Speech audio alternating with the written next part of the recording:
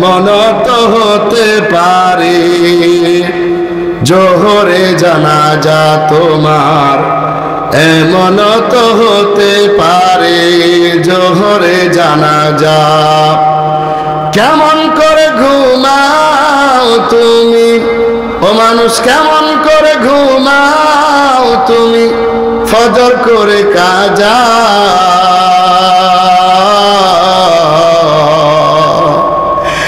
এমন তো হতে পারে জোহরে জানাজা তোমার, এমন তো হতে পারে জোহরে জানাজা। কথা বলেন ঠিক কিনা?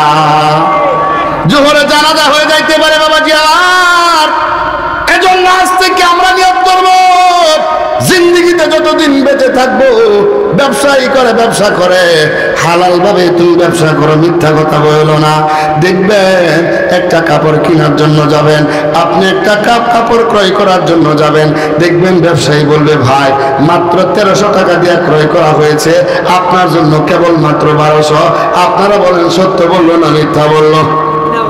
মিথ্যা কথা বলে ব্যবসা করে সমাজের ভিতরে মিথ্যা সাক্ষী দেয়। বাবাজি আমার এই জন্য আজকে এই মাহফিল থেকে নিয়ত করব, আমরা জিন্দেগিতে যতদিন বেঁচে থাকি আমরা কোনোদিন মিথ্যার আশ্রয় নিব না, মিথ্যা কথা বলবো না। কথা বলেন ঠিক কিনা? 2 নাম্বার, নবী দেখলেন শোয়া যে ব্যক্তিটার মাথার উপরে একজন পাথর দ্বারা বাবাজি আমার এমন ভাবে জোরে জোরে পাথর দ্বারা আঘাত করে, পাথরটা যখন দূরে সরে যায়, পাথরটা আনার জন্য গেলে আবার মাথাটা তার ঠিক হয়ে যায়। নবীজি বলেন তার সাথে কেন এমন ব্যবহার করা হয়? এবার জিবরাইল বলেন পয়গম্বর, যারা দুনিয়াতে থাইকা আলেম হইল, যারা কোরআন হাদিস শিখলো, কোরআন সুন্নাহ যারা শিখলো, ওই কোরআনের উপর ওই হাদিসের উপর যারা আমল করে নাই, অর্থাৎ যারা আলেম হইল, ওই আলেম যে আমল করে নাই বেআমল আলেম, ওই আলেমকে মৃত্যুবরণ করার পর আলমে বরজখের ভিতরে তার মাথাটা পাথর দ্বারা এরকম ভাবে চূর্ণ বিচূর্ণ করা হবে। জোরে বলেন না নাউজুবিল্লাহ।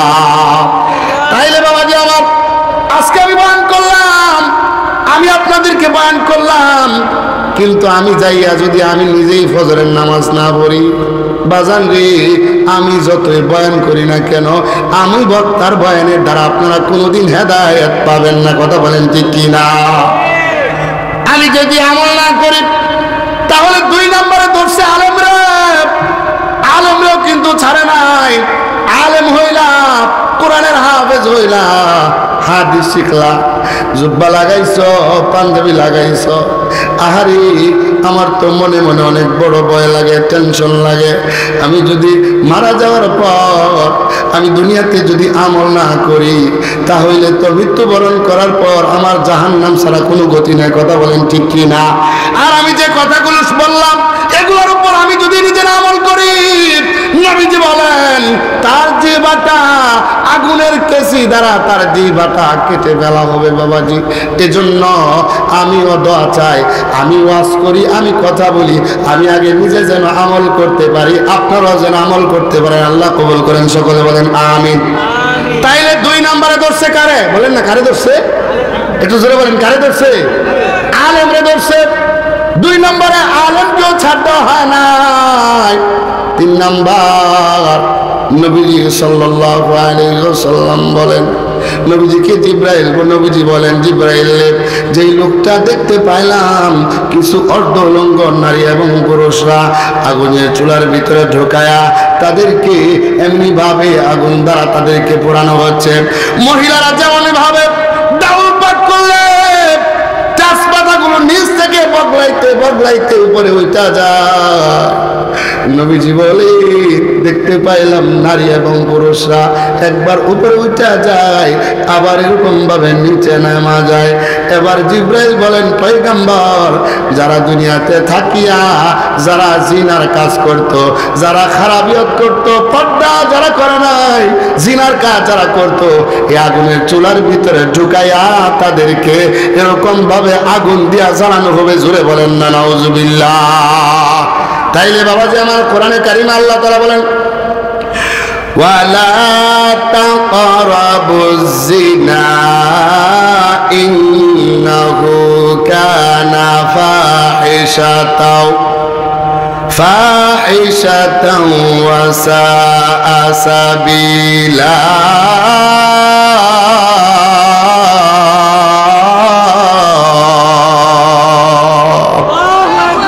আল্লাহ সুবহানাহু ওয়া তাআলা বলেন তোমরা জিনার ধারে কাছেও যাও না, তোমরা জিনার নিকটবর্তী হও না। ইন্নাহু কানা ফাহিশাতাও ওয়া সাআ সাবিলা। নিশ্চয়ই জিনার কাজ এইটা হইল অশ্লীল, এইটা হইল গর্হিত, এইটা হইল খারাপ। এই জন্য বাবা যে আমার আজকে সমাজের ভিতরে জিনাটারে সহজ করে দেওয়া হয়েছে আর বিবাহটারে কঠিন করে দেওয়া হয়েছে। কথা বলেন ঠিক কিনা? বিবাহ দিতে গেলে যৌতুক লাগে। যৌতুক যারা খায় তারা পায়খানা খায়। কি খায় জোরে কর? বলেন কি খায়? যৌতুক যারা খায় এরা মানুষের পায়খানা খায়। কথা বলেন ঠিক কিনা? আর যৌতুক যারা খায় এরা হইল বউয়ের আপনার গোলাম। ধরে বলেন কি? বিবি সাহেবের কি গোলাম। যদি বিবি সাহেবের কিছু দিত বিবি সাহেবের বাপের বাড়ি থেকে, তাইলে আপনি 50,000 টাকা দে, এটা আইন একটা লেফটিন বানাবেন। কি বানাবেন ধরে কম? লেফটিন বানাবেন। কাজে লাগে তো কই তোমার না হেদিন 50,000 টাকা দিছি, তখন আপনি কইবেন তোর টাকা লেফটিন বান দিয়ে হেদার মাঝে খেলে আমি 2 নাম্বার করি। কয় নাম্বার করি জোরে কম? 2 নাম্বার করি হেদার মাঝে। তোর টাকা কোনো কাজে লাগাইছি না, 2 নাম্বার করতেছি এটা না। তাহলে বাবাজি আমার সমাজের ভিতরে জিনাটাকে সহজ করে দেওয়া হয়েছে। 12 বছরের মেয়ে, 15 বছরের মেয়ে, 16 বছরের মেয়ে প্রেম করবে, কোনো সমস্যা নাই। জিনা করবে, সমস্যা নাই বাবাজি আমার। কিন্তু যদি আপনি সুন্দরভাবে বিবাহের ব্যবস্থা করেন, দেখবেন সমাজের কিছু সুশীল সমাজের কিছু লোক আছে উল্টা পাল্টা, তারা বিভিন্ন রকমের ভেজাল লাগাই দেয়। আছে না নাই জোরে কর? এজন্য বাবাজি আমার একটা নারী 4টা পুরুষকে জাহান্নামে নিয়ে যাবে। আল্লাহ তারেক জামিল শব্দ আমার বারাকাতুহুম, বড় একজন বুজুর্গ, বড় একজন আলেম, উনি বলেন একজন জাহান্নামী নারী 4 জন পুরুষে জাহান্নামে নিয়ে যাবে। একজন হইল তার স্বামীরে নিয়ে যাবে, 2 নাম্বার হলো তার ভাইরে নিয়ে যাবে, 3 নাম্বার হলো তার স্বামীরে নিয়ে যাবে, তার আব্বারে নিয়ে যাবে, এরকম ভাবে তার ভাইরে নিয়ে যাবে। 4টা পুরুষে একটা মহিলা এরকম ভাবে জাহান্নামে নিয়ে যাবে। জোরে বলেন না নাউজুবিল্লাহ। ডাক দিয়ে বলবে আল্লাহ আমার আব্বা আমার পড়ালেখার খরচ দিত, আমার সব কিছু দিত, কিন্তু আমার আব্বা আমার কোনোদিন পর্দার কথা বলে নাই। আমার আব্বা আমার কোনোদিন পর্দার কথা বলে নাই। আমার আব্বার কারণে আজকে আমি জাহান্নামে আসলাম। আমার আব্বারও জাহান্নামে দেন। আমার ভাই আমার টাকা দিত, আমার ভাইও কোনোদিন পর্দার কথা বলে নাই, ভাইয়েরও দেন। আমার জামাই আমার টাকা পয়সা দিত, সব কিছু দিত, কিন্তু আমার জামাই আমার কোনোদিন পর্দার কথা বলে নাই। আমার জামাইরও জাহান্নামে দেন। আমার ভাই আমার অনেক সম্পদ দিয়েছে, আমার ভাই আমার অনেক সহযোগিতা করেছে, কিন্তু আমার ভাই কোনোদিন পর্দার কথা বলে নাই। আমার ভাইকেও জাহান্নামে দেন। আল্লামা তারিক জামিল শব্দ আমার বারাকাতুহুম বলেন একজন নারী জাহান্নামী নারী 4 দল পুরুষে 4 প্রকার পুরুষে জাহান্নামে নিয়ে যাবে। জোরে বলেন না নাউজুবিল্লাহ। সমাজ থেকে যদি জিনা দূর করতে হয়, সমাজ থেকে যদি খারাপ দূর করতে হয়, জিনা যেই সমাজে হয় এই সমাজে বাবাজি কোনোদিন বরকত হয় না, এই সমাজের মধ্যে কোনোদিন রহমত হয় না, এই সমাজ বরকত শূন্য হয়, এই সমাজের ভিতরে আযাব গজব লাগা থাকে। কথা বলেন ঠিক কি না? তাহলে 3 নম্বরে পাওয়া গেলাম যারা এরকম ভাবে আগুনের চুলার ভিতরে ঢুকায়া যাদের কিরকম ভাবে জ্বালানো হচ্ছে, তারা হইল যারা দুনিয়াতে এরকম ভাবে জিনার কাজ করত, খারাপিয়ত যারা করত, গুনার কাজ যারা করত, ওই সমস্ত নারী এবং পুরুষে ওই আগুনের চুলার ভিতরে ঢুকায়া এরকম ভাবে তাদেরকে জ্বালানো হয়। জোরে বলেন না নাউজুবিল্লাহ।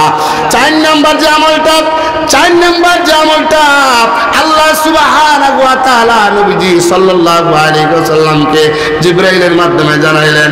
জিবরাইলকে বলতেছেন জিবরাইল রে, যে লোকটা দেখলাম রক্তের নদীর মাঝখানে হাবুডুবু খাচ্ছে, রক্ত পান করতেছে, রক্ত রক্তের নদীর মাঝখানে হাবুডুবু খায়। জিব্রাইল এই লোকটাকে কেন এমন রক্ত পান করে? জিব্রাইল বলেন পয়গম্বর, যারা দুনিয়াতে থাকিয়া সুদ যারা খাইতো তারা মৃত্যুবরণ করার পর এরকম ভাবে একটা রক্তের নদীর মাঝখানে তারা হাবুডুবু খাবে। জোরে বলেন নাউজুবিল্লাহ। একজন সুদখোরের শাস্তিগুলো আপনি জেনে নেন। এক নম্বর শাস্তি আল্লাহ পাক রব্বুল আলামিন কোরআনে কারীমের ভিতরে সূরাতুল বাকারা 275 নম্বর আয়াতে কারীমের ভিতরে আল্লাহ তাআলা বলেন, আল্লাযীনা ইয়াকুলুনার রিবা লা ইয়াকুমুনা ইল্লা কামা ইয়াকুমুল্লাযী ইয়াতাখাব্বাতুহুশ শাইতানু মিনাল মাস যালিকা বিআন্নাহুম ক্বালু ইন্নামাল বাইউ মিসলুর রিবা ওয়া আহাল্লাল্লাহুল বাইআ ওয়া হাররামার রিবা। এক নম্বর শাস্তি বাবাজি, কোরআন বলে যারা দুনিয়াতে সুদ খাবে তারা কবর থেকে এমন ভাবে উঠবে, শয়তান স্পর্শ করে মানুষকে যেমন পাগল বানায় দেয়, শয়তান মানুষের উপর ভর করলে যেমন মানুষ হাউমাউ করে, পাগলামি করে, মাতলামি